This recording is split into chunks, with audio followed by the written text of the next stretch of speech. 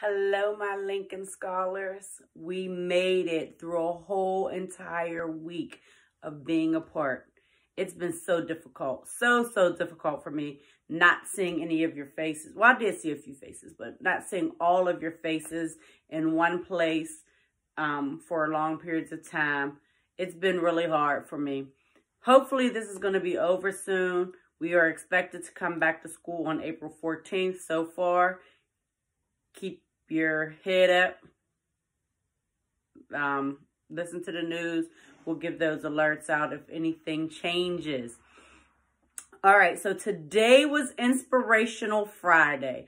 And so I asked people to send me in shirts that they may have that had some kind of inspiration on it, or pictures or signs that they were sending up. So you're going to see those in a few minutes. I hope that you all have a restful weekend. After the pictures, there is a story tonight by our very own Mrs. Howcroft. Whoop, whoop. Go, Miss Howcroft. Go, Miss. Hey, hey, Miss Howcroft. Hey, hey. Okay, Miss Parks can't really dance. Not for real. But Miss Howcroft will be reading a story for you all tonight. And then I'll be back to see you after story time. Love ya. Hi, Lincoln Scholars. This is Mrs. Howcroft here to read The Little Old Man Who Could Not Read by Irma Simonton Black.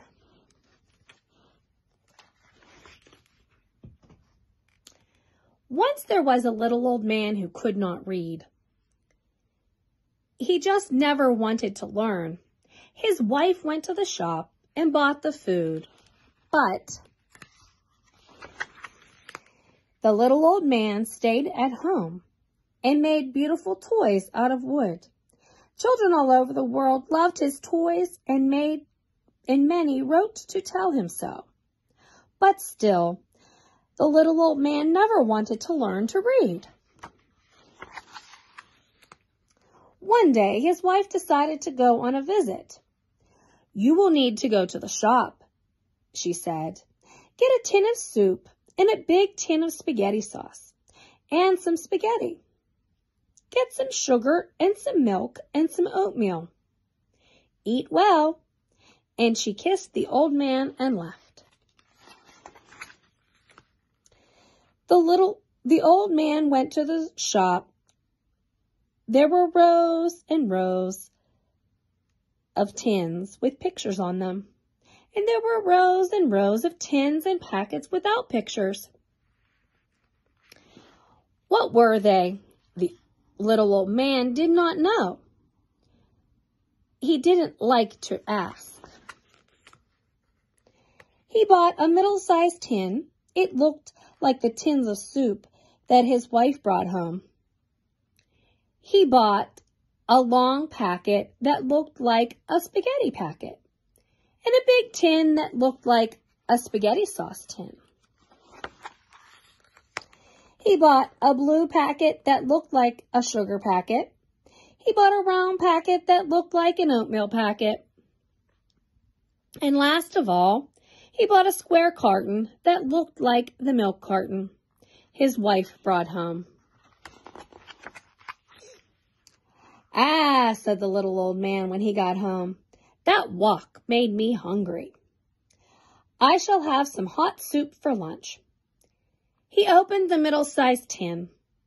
It was onion soup. The little old man hated onions of any kind, and onion soup worst of all. "Fiddle," he said. "Onion soup, I shall save it for my good wife." At dinner time, the little old man rubbed his hands with pleasure and took down the long packet that looked like a spaghetti packet and the great big tin that looked like a spaghetti sauce tin. Beaming, he opened the long packet, but the packet did not have spaghetti in it. It had wax paper. "Fiddlesticks and fish fur," said the little old man. "Who wants to eat wax paper, even with sauce on it?" "Not I, for one, but I can eat the sauce all by itself." He reached for the big tin. For the first time, he noticed it had a plastic top on it. So he took it off. "That's funny," he said to himself. "I never saw a plastic top on a sauce tin. I do hope this isn't a coffee tin." He opened the big tin. It was a coffee tin. The coffee smelled delicious, but it wasn't much good for a hungry little old man. "Shall I have my oatmeal and milk and sugar instead?" he asked himself. Then he answered himself, "No, I'll have a cup of coffee and go to bed. In the morning, I'll have a nice big breakfast." By the next morning, he was very, very hungry. "Oatmeal," said the old man, as he jumped out of bed. "I shall put lots and lots of milk and sugar on it." Ah! The little old man got the round packet and the blue packet and the square carton. He put them all on the table. Then he opened the round packet. There was no oatmeal in it. It was full of something grainy and white. The old man tasted it carefully. "Salt? Fiddles and flutes," said the old man. "Who wants milk and sugar on salt?" He opened the blue packet and got a spoon to have a sweet taste of sugar. But there was no sugar in the packet. It was full of little white flakes. "Soap?" said the old man sadly. "Who wants soap, even with milk? Oh, how hungry I am." He opened the square carton to get a drink of milk. But the milk in the carton smelled funny. It was buttermilk. Sour, sour buttermilk. The old man hated buttermilk, but he was so hungry that he drank every drop of it. The old man hated onion soup, but at noon he was so hungry that he ate the onion soup. At night, the wife came back. The old man was very glad to see her. "Wife," he said, "I had a bad time." He told her how he got all mixed up with the tins and cartons and packets. The long packet was not spaghetti, it was wax paper. The blue packet was soap flakes. The round packet was salt. "Wife, please teach me to read." "Very well, I shall," said his good wife. First, the old man learned to read the word spaghetti. Next, he learned to read the word milk. Then he learned to read the words for everything in the big shop. And then he learned to read the words for everything in the world. But he still made his beautiful toys out of wood. And now he could read the letters the children sent him. And he never, no never, went hungry again. This is just a reminder to keep on reading. We love you. We miss you. All right, my Lincoln Scholars, it is that time of night. I hope you enjoyed that story with Miss Howcroft. It was a good one, wasn't it? Remember, you can write journals about the stories that you've read, that they've read to you all week. Journal about it. Tell us what you liked or you didn't like, who your favorite character was, what the plot was, what the plot twist was, what the ending was.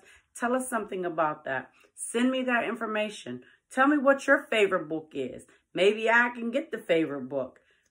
I don't know. Maybe somebody has it that is one of our readers and they could read it to you all. Just let us know. But it is that time of night, even on a Friday. We need to wind down and calm our bodies down. So it is time for our mindfulness activity. So if you have your cup of hot chocolate or your flowers, or if you just want to breathe with us, then go ahead and do that. Okay, here we go. In through the nose and out through the mouth. Remember.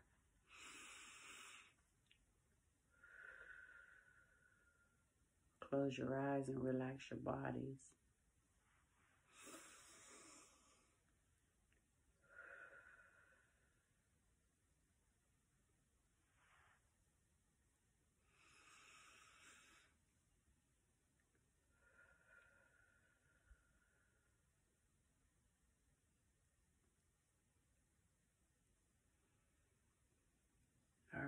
hope that at this point we are all calmed down and winding down for the evening. Next week is another big week. I have people sending me their jump rope videos. So if you have not sent me your jump rope video, please make sure you do. Zamir Hall Smith and Richard Prater, you've been called out because you were the ones who said you had the best times. So I have a few teachers who have theirs. I have mine in as well. I want to try to get my son to do one for me tonight so that I can put his in as well. So send me those jump rope videos. Have a great weekend, you all. Please be safe, be safe, be safe. Wash your hands. Wash them hands every time you come in the house, every time you touch something. Wash your hands. Hopefully you made a mask today with with Nurse Parker. She showed you how to make those masks. So if you want to go out, you put a mask on. But have a great weekend. Be safe. Be kind to one another. Love each other. Tell the adult in your house how much you appreciate them. And we'll see you next week. I love you all. Have a great weekend.